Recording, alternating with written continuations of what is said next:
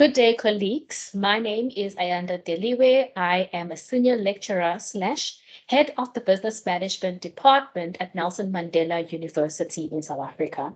Today, I will be presenting our paper on using the 6 Ps of societal marketing to investigate consumer awareness of green products in Polokwane.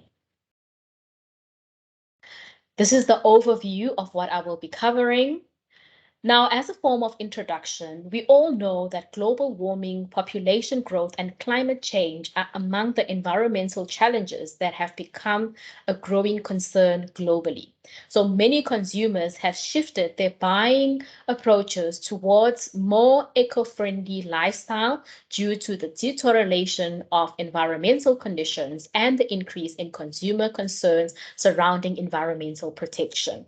There has been a rapid increase in the demand for green products, in an indication that consumers are aware of these environmental challenges and have recognized how they can benefit from choosing eco-friendly products. So there are many firms who have adapted their marketing strategies and marketing activities because of environmental challenges. So this phenomenon has resulted in societal marketing concepts.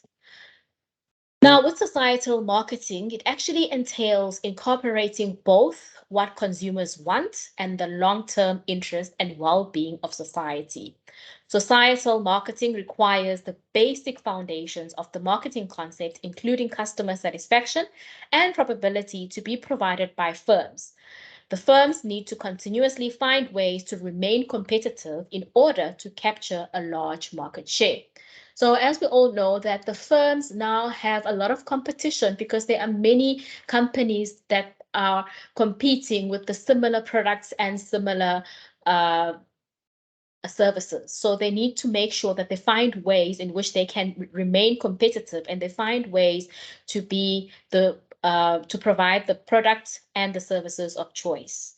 So firms can use societal marketing as one of their competitive strategy, especially if they want to influence society's awareness of green products. We must remember that every firm wants to make sure that they are different from another firm.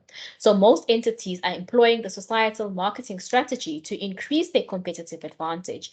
This is evident to consumers as a societal marketing strategy provides them with better value offerings and lower prices. Now, what are the green products that I have been referring to? They can be defined as products that are manufactured by using or discarding their environmental and societal functioning. Green products are made up of recycling contents. This includes materials that are polluting or harmful to the environment. Several factors influence South African consumers to purchase green products, and these factors include our safety and health performance. Consumers wish to recycle, keeping the community clean, focusing on green packaging and enforcing environmental laws, the impact of creating limited pollution and saving energy. So now you will see that a lot of businesses are under a lot of pressure to respond to customer needs. As a result, some businesses have adapted several established green product concepts, and these include the green branding, green innovation, societal marketing, green alliances, and taking all actions to ensure that they have green initiatives within their businesses. Now, what exactly is the problem, and why is this problem worth researching? You will see that around the world, consumers are becoming increasingly aware of the health implications of the products that they consume. So therefore, consumers need not only to be aware of the purchasing behaviors, or rather organizations must be aware of the purchasing behaviors of their consumers, but also they need to employ strategies that will influence consumers' awareness of green products. That's where the concept of societal marketing has become acceptable globally, with many more marketers expressing an interest in the concept. However, we have found that there is limited research that has been conducted on societal marketing and how it influences consumer awareness of green products. Some authors have also indicated that societal marketing is in its early stages, and therefore there is no need to conduct further research to understand and explore the concept. It is believed that societal marketing will assist in creating awareness of green products. There is therefore we found that there is a gap in literature on consumer awareness of green products. The study that we embarked on was intending to build on the 6 Ps of the model of societal marketing through an empirical study. The aim was to examine consumer awareness of green products by using the 6 Ps of societal marketing in one of the cities of Limpopo in South Africa. By investigating the consumer's level of awareness with regards to green products, it is envisioned that the factors which are hindering the level of awareness of green products can be identified, understood, and eventually minimized. Ultimately, the intention is to create awareness of green products so that there can be more consumers who are living on an eco-friendly lifestyle. Now, what is the main research objective of the study? The main objective was to use the 6 Ps in investigating consumer awareness of green products. So we broke down the main objective into 3 sub-objectives, primary objectives. Firstly, we wanted to conduct a literature review of the 6 Ps of societal marketing. Secondly, we empirically investigated the consumer awareness of green products using the 6 Ps of societal marketing. And thirdly, we provided recommendations to businesses on how they can improve the awareness of their green products so that they can remain competitive, or rather, they can gain a competitive advantage. Then we did some literature review where we looked at societal marketing, what societal marketing is all about. Then we looked at the 6 Ps of societal marketing, where we looked at literature on product, price, promotion, place, policies, and partnerships.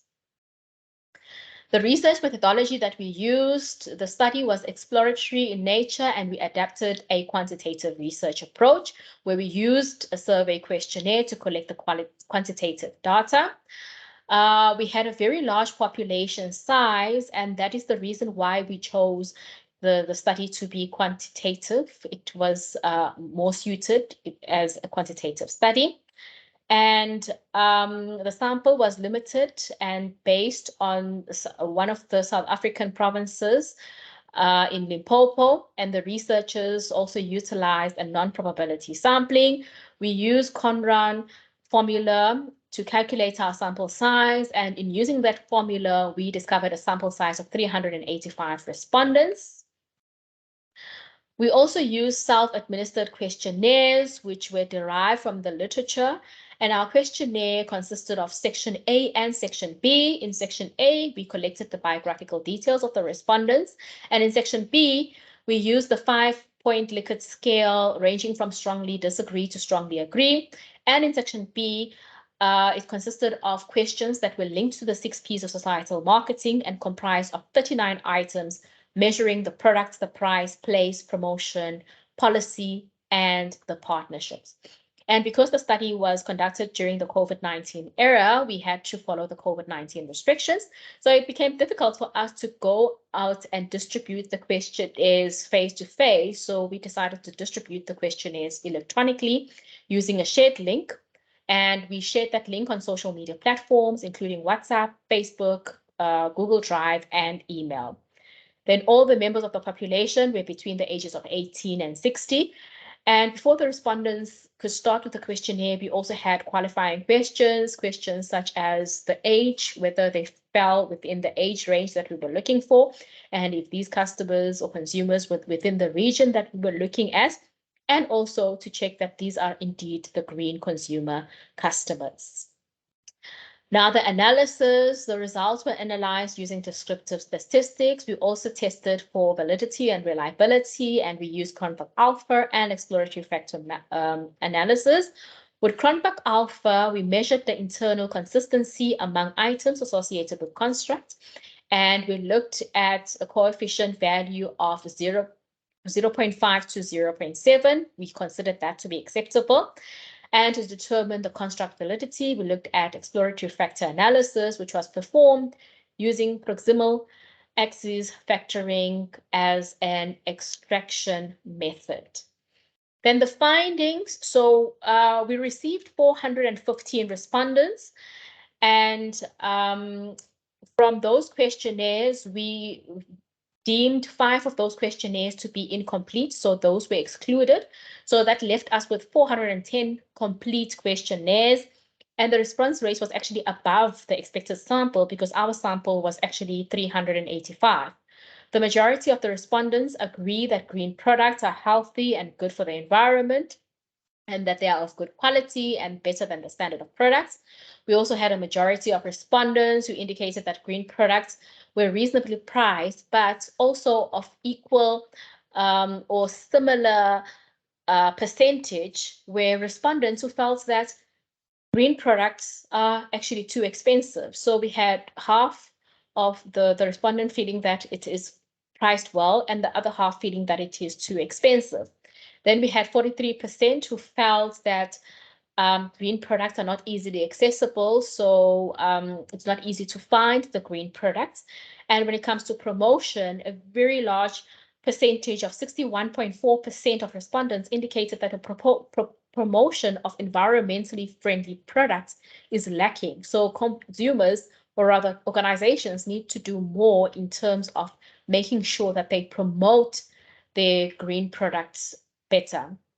And then in terms of the policy, the respondents confirmed that there is no mechanism available for them to practice green lifestyle. So the policies don't really accommodate or talk about or try to encourage consumers to practice green lifestyle. So there needs to be more done within the policy to encourage consumers to practice green lifestyle. And then about 68.8% confirmed that there is a need for pricing control and policies on green products. As we have seen before, that there was about 41% who indicated that the green products were expensive.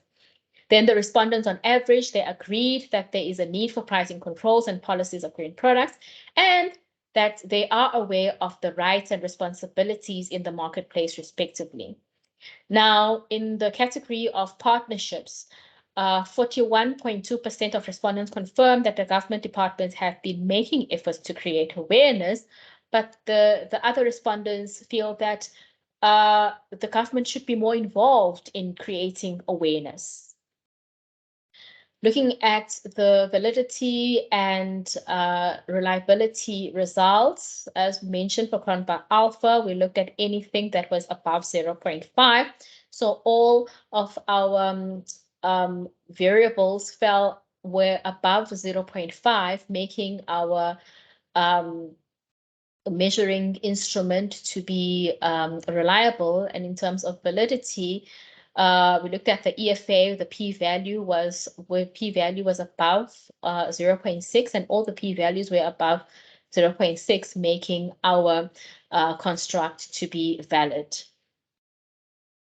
Then in conclusion, the application of the 6 Ps of the marketing mix theory provided reasonable grounds that although green products are not harmful to the environment or users, most consumers are still reluctant to purchase them due to low level of awareness. So we can see here one of the biggest challenges is the awareness of these green products, and us as consumers knowing exactly what these green products are going to do for us and why these green products are important for us. So green products in supermarkets such as vegetables, green fruits, and green tea have hardly been recognized by customers because of the inadequate green marketing strategies such as societal marketing. So the marketing strategies are not sufficient or are not enough in properly marketing the green products. The empirical results also reveal that one of the factors that influence consumers' decisions to purchase green products was price. So that's another thing that the organizations need to look at when they are considering green products. How have they priced their green products? Then this brings us to the last section, which is the recommendation. There is a need for modern day organizations to consider using societal marketing in one of their organization's competitive strategies. This can assist in increasing society's awareness of recent environmental challenges and enlighten them on the benefits of consuming eco-friendly products. So marketers must consider adapting societal marketing as a strategy to influence customer awareness of places where they can easily find green products, because we saw with promotion Some consumers are not sure where they can find these green products because they are not easily available or they are not properly labeled. So companies must clearly label their green products to make it easier for consumers to identify their products in stores. And they must not only concentrate on labeling, but also on the benefits of these green products as well. And there's also a need for policymakers to encourage businesses to adapt societal marketing strategies that can address the needs of society as well as marketing products designed to minimize negative effects of the environment, and the need for policymakers to consider regulating prices of green products in order to attract more customers. So we need to have more policymakers that are being involved with the green product in enforcing and creating awareness of the green product. Now, with that said, I've come to the end of the presentation, and I would like to thank you all for listening to my presentation.